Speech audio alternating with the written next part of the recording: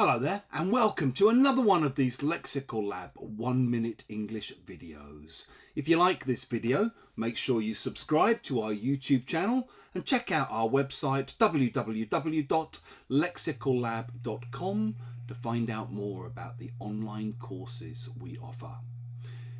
In one of my classes today, we ended up talking about how common puns were in English.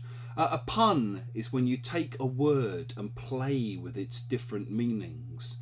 And because in English lots and lots of words have multiple meanings and they can be taken in lots of different ways, puns and wordplay are basically just part and parcel of the way that we talk in our day-to-day lives.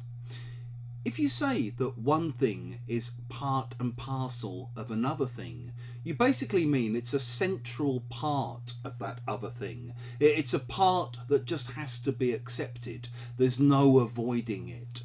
So in the same way, you might also say, for example, that stress is just part and parcel of being a teacher. Being recognised is just part and parcel of being famous, of being a celebrity.